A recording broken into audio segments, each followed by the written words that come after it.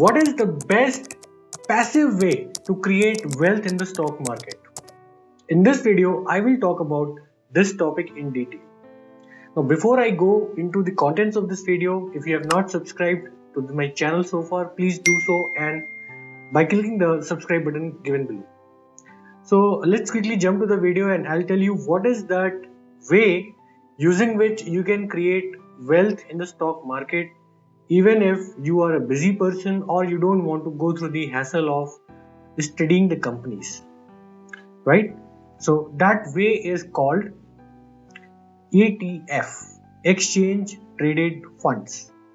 Now let me tell you what it is using my mind map.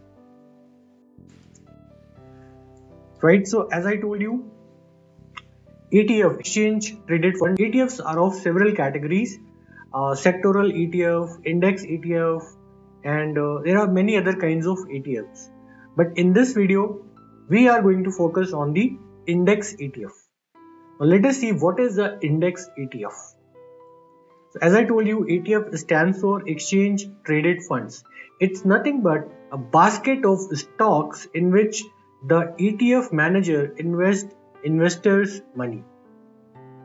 So it is similar to a mutual fund. However, there is a difference, not just one difference, but there are a couple of them. We will go through those differences very soon. But before that, let me cover few more things. So index ETF basically tracks an underlying index. So as you know, one of the index in the Indian stock market is Nifty 50, right? For banking stocks, there is an index called Bank Nifty. So there is an index for many different kind of companies in the Indian stock market. Like for mid caps, there is a different index. For IT, there is a different index. For realty, there is a different index. So let us take example of Nifty 50. So Nifty 50 is basically an index of 50 topmost companies in India by market capitalization. Alright. So what this ETF will do, index ETF. This ETF will basically, if it is a Nifty 50 ETF which is tracking the Nifty 50 index, this will basically invest investors' money into those stocks which are part of Nifty 50. And in what proportion? The proportion in which these stocks are part of Nifty 50. Now let me tell you by an example if you are confused. So let's say Reliance is part of Nifty 50. Okay, out of 50 companies, let us say Reliance is part of Nifty 50, and the weightage of Reliance in this Nifty 50 is, let's say, 16%. Okay, because every company has got some weightage in this Nifty 50. Let's say Reliance has 16% weightage. Now what this Nifty 50 ETF will do, it will put 16% of your capital in Reliance. Let's say HDFC has a 20% weightage in Nifty 50. So this Nifty 50 ETF will put 20% of your capital into HDFC Bank. Plain and simple. So this ETF basically mirrors the performance of the index. If tomorrow Reliance comes out of Nifty 50 and let us say a new company joins it, let us say Adani Green becomes part of the Nifty 50, then this Nifty ETF will also sell all your positions into Reliance and it will buy new positions, take new positions into Adani Green. And in what weightage? In the same weightage as the Adani Green is part of the Nifty 50 index. So it just copies, it's like a monkey which just copies the index. Nothing more, nothing less. So with that approach, what happens is, it basically mirrors the performance of the underlying index. In this example, it is Nifty 50. So if Nifty gains 10% in a month, then this ETF will also gain close to 10% in a month. Now, whatever is the difference between the performance of the ETF and the Nifty 50 or whatever the index is, it is called as tracking error. But that is not of concern to us. Just remember that the ETFs track the performance, the index ETFs, they track the performance of the underlying index as much as possible. Alright. So these index ETFs, they allocate weightage in the same ratio as in the index. I gave you examples of HDFC Bank and Reliance, and they also invest in the same companies as in the index, as I already explained you. So if there is a change in the index, the same change will be incorporated into ETFs also. Alright, so with that, I hope now you understand what is a ETF. Now let us see few more things about this index ETF. So as I told you, it's the easiest passive way to create wealth. Passive way. Because you don't have to track and study the companies. Right? A company may go bankrupt. A company may do fraud. But an index may not do a fraud. It will not do a fraud, right? The company valuation may become zero. For example, Satyam, the fraud case. So valuation of Satyam came to zero. But if you are tracking an index, let us say Nifty, how will the valuation of Nifty will become zero? No way, not possible, right? So that way, your money is kind of safe. You don't have to fear your capital loss entirely. Like you should not, you will not have this fear that, okay, I have invested 1 lakh in the market and my entire 1 lakh may gone. No, this is not possible because index will never come to zero. It will never come to zero.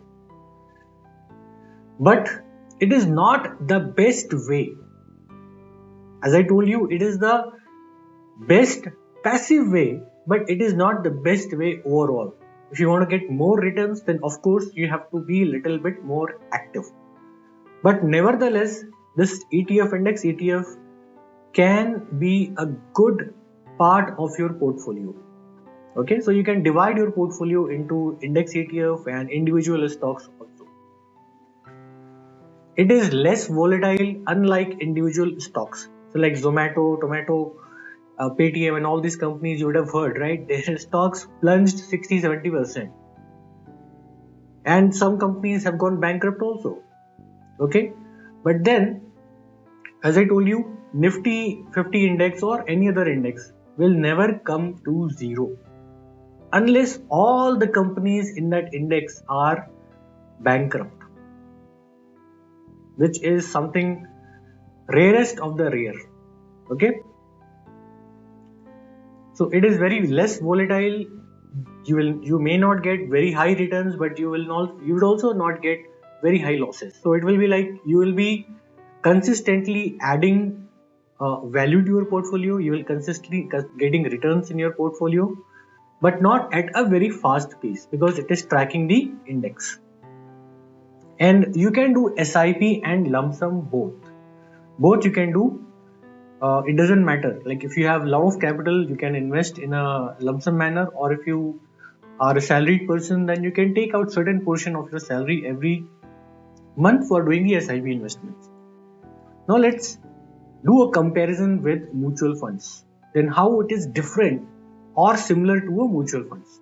So first of all, look at the similarities. Let's go and check the similarities. So both ETF and mutual fund, they pool money from the investors, right? Both ask people to invest into their fund and then they invest into the other places. Both focus on increasing the investors' money. That's how they grow, right? Mutual fund and ETF, they grow. The more they return they give to investors, the better is their performance and better they will, the more they will get the fund from the investors. And both invest in a basket of stocks, right? So this is the similarity. And now let us see what is the difference. So there are multiple differences. Number one, ETFs can be actively bought and sold on trading platforms like Zerodha. Like you can buy ETF just like you buy share of any company. And similarly, you can sell ETF also just like you sell shares of any company. It's as easy as that. In case of mutual fund, you'll have to go through a mutual fund house only. You cannot buy mutual fund units on a trading platform like Zerodha Upstocks. So there is a process, KYC and all those applications are there, and then only after that you can invest into mutual funds. So that is the number one difference. Number two, There is no lock-in period when it comes to the ETFs. You put your money into ETF and you want your money tomorrow, you can take out your money.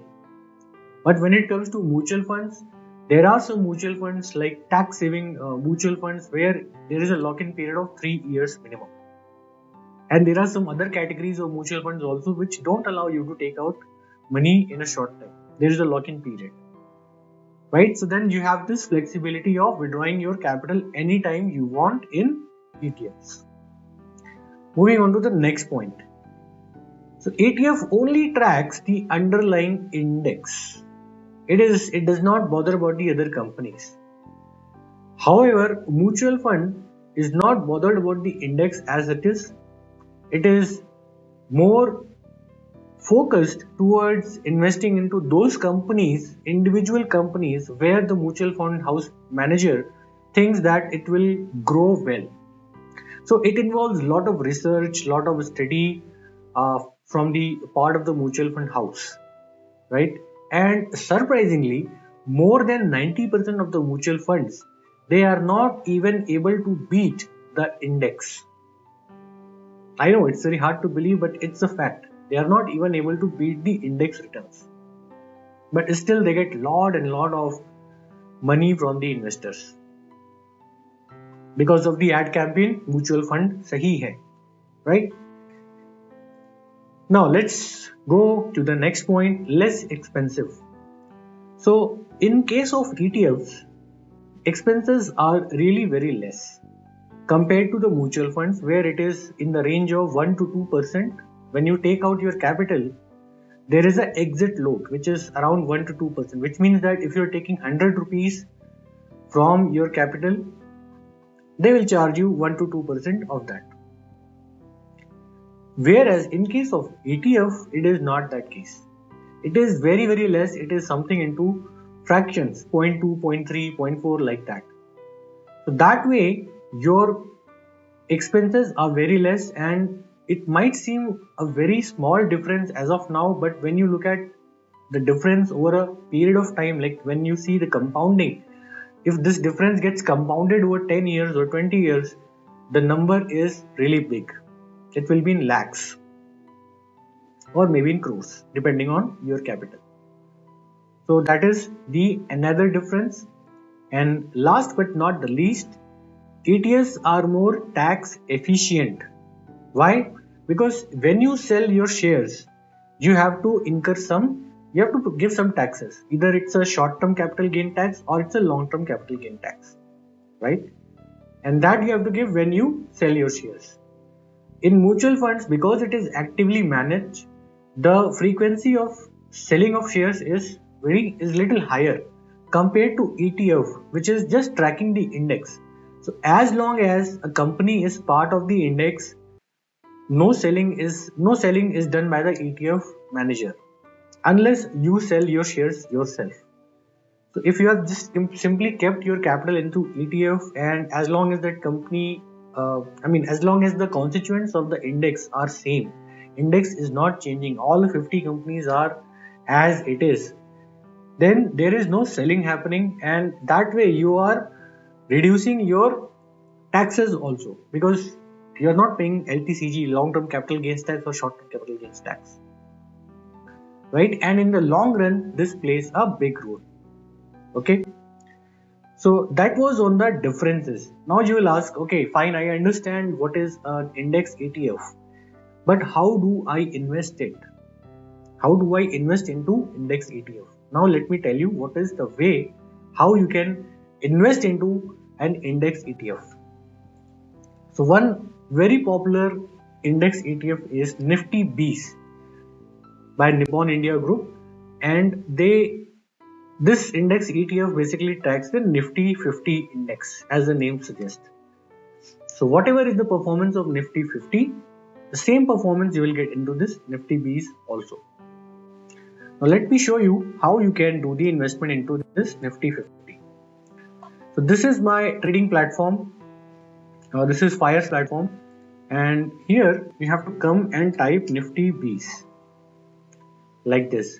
When you type Nifty Bs, you will get two options, NSE and BSE. Just select NSE, National Stock Exchange, because it is more liquid over here.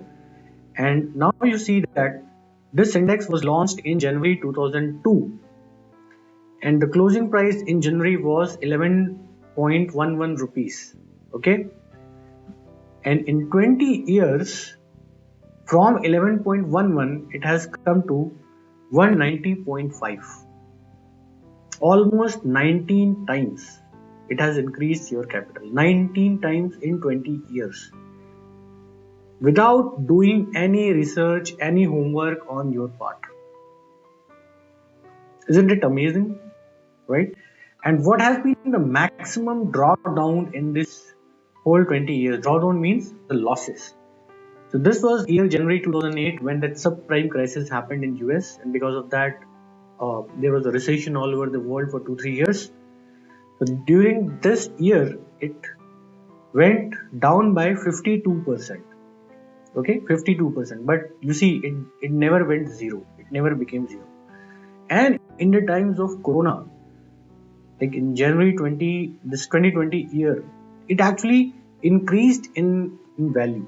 So it gained 15.42% in the financial year 2020 when there was a pandemic, right? What was the next big drawdown? It was in January 2011 when it dropped by 24%. So the maximum drawdown in this 20-year history has been just 52%. That too only once. After that it was 24%, and then in January 2015 it was 4.27%. That's all. Right? So you see how powerful this investment technique is. So with this, I have covered all the aspects of the ETF. I hope now you can do the investment into this particular index ETF like Nifty Bs. If you want to invest into other index ETF also, then you are also you can just do a Google search and you will find out a lot of list of the other ETFs also which are tracking other indexes.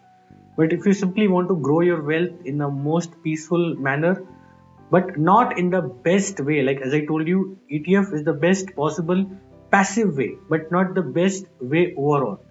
So then you simply put your capital into Nifty Bs and relax. That's all. So I hope this video added some value to your investment process. And if you have been ignoring this ETF for a long time, or if you were not aware of it, now I hope you know about the power of this ETF. So please, simply invest into it and enjoy a peaceful investment journey. And if you have not yet subscribed to my channel, please subscribe, like, and let me know in the comment section below what other topics you want me to create for you. So thanks for watching. Take care and have a nice day.